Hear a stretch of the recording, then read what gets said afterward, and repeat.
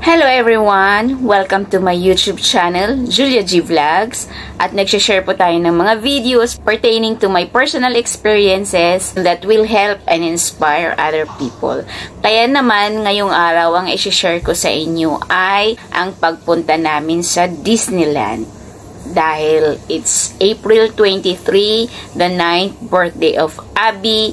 Ito po yung wish niya, ang makapamasyal sa Hong Kong Disneyland.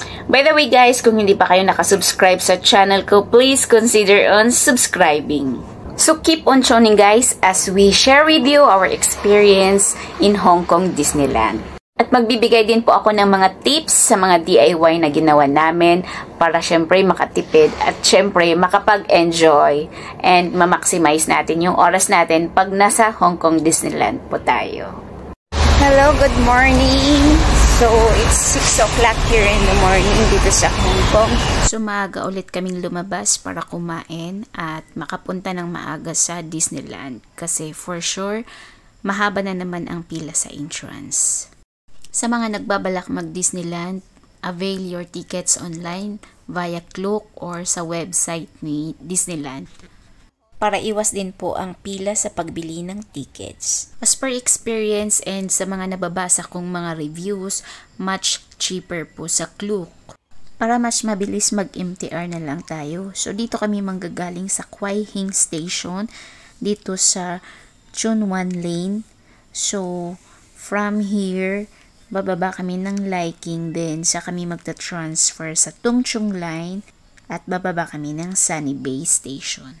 At dahil masyado kaming maaga, dumiretso muna kami sa Tung Chung Station para bumili ng cake ni Abby kasi nga naman birthday niya ngayon.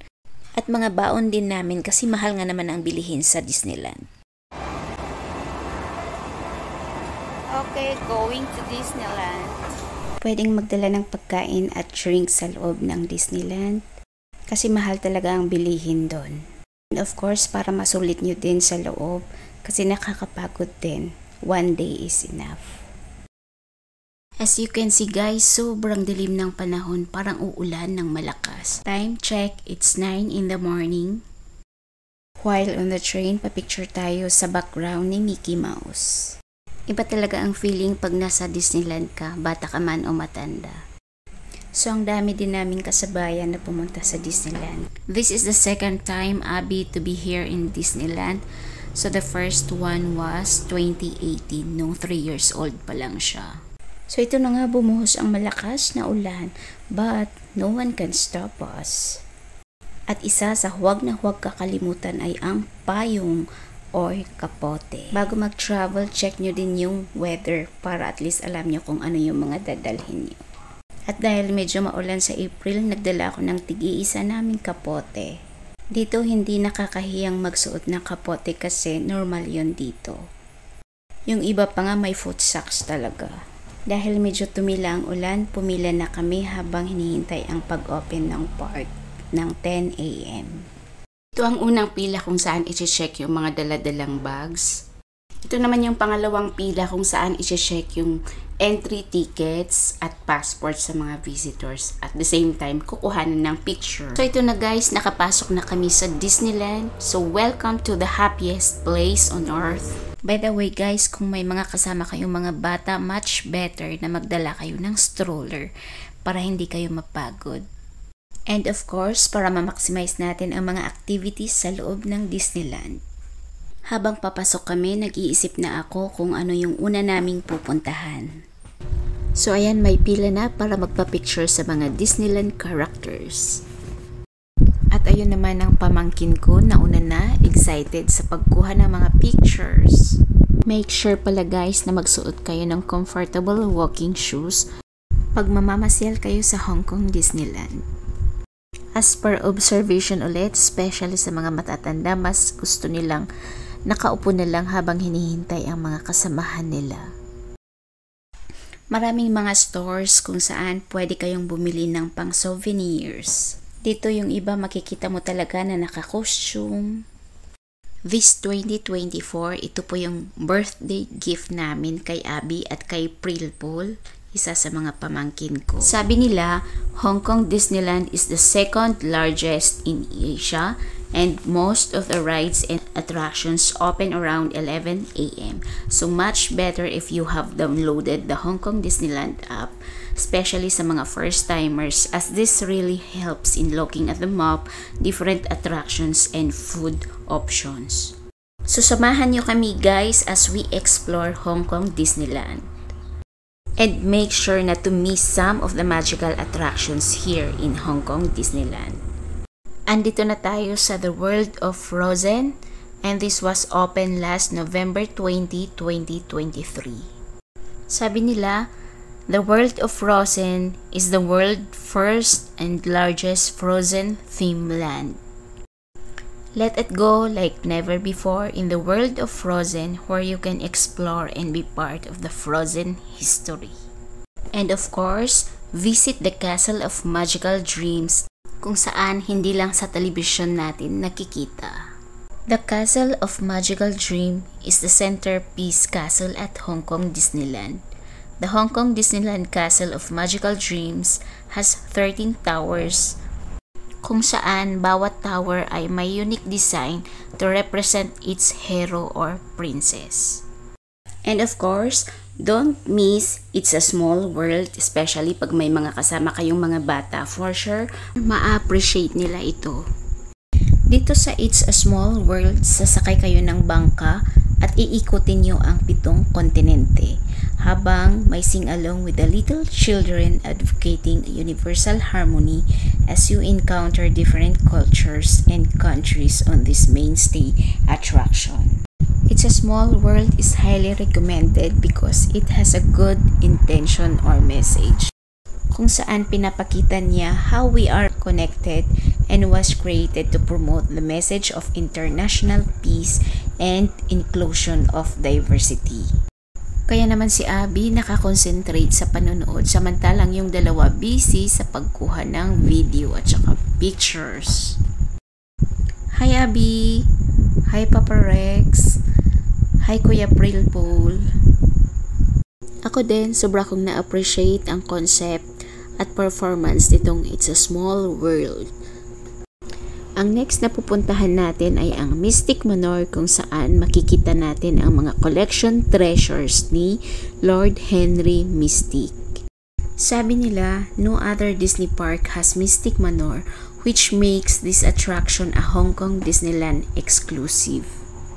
For sure, mag-enjoy din kayo dito sa Mystic Manor kasi dadalhin kayo sa loob ng madilim na museum, kung saan makikita nyo doon yung mga collection.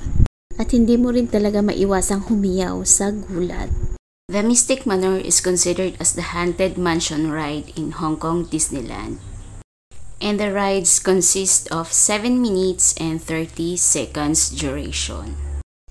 Konting trivia tayo guys. Sabi nila si Lord Henry Mystic ay member ng Society of Explorers and Adventurers, who collects artifacts and antiquities from his journeys around the world.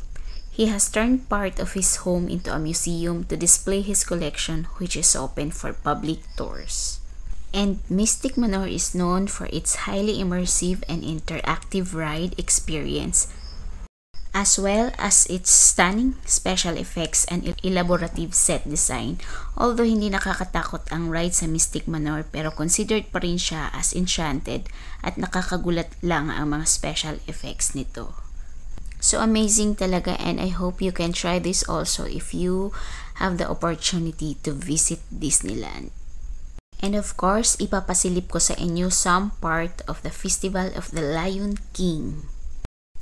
The Festival of the Lion King is an exciting musical stage live inspired by the Lion King and retelling the story of Simba with the help of Timon, Pumbaa, singers, fire dancers, acrobats, and more. The show will last for 30 minutes, and during most days on a celebration of Festival of the Lion King, there are 6 performances and show times na nagsisimula ng 12:30 p.m., 1:30 p.m., 2:30 p.m., 5 p.m., 6 p.m., and 7 p.m. ng gabi. At sa wakas, nakita din ni Abby si Moana. Moana, Moana, Moana. At ito na, isa sa hindi natin dapat ma-miss ang mapanood ang The Mickey Mouse and Friends Parade. Usually, Mickey and Friends street celebration is every 12:15 in the afternoon and 5:30 p.m. But make sure to always check the Disneyland website kung may mga changes sa schedule. Actually, hindi na kami nag-rides kasi sobrang nakakapagod talaga. So, pinili talaga namin yung mga major attractions dito sa Hong Kong Disneyland. Kung may mga itinerary pa kayo outside the Hong Kong Disneyland, pwede naman kayong lumabas. As long as pagbalik nyo, ipakita nyo lang yung ticket nyo at the same time, yung mga pictures nyo inside the Disneyland. And make sure na makabalik kayo before 8 p.m. para sa The Momentous Night. Lastly, prepare yourself for the Momentous Nighttime Spectacular at Hong Kong Disneyland. This much-anticipated show, filled with magic and light, will illuminate the sky with about 20 minutes of music and memorable moments in one monumental journey. Kahit umuulan, hinintay talaga namin itong Momentous Nighttime Fireworks and Projection Mapping Show. Grabe, iba talaga yung pakiramdam, iba talaga yung kasiyahan na mararamdaman mo habang pinapanood itong Momentous Nighttime.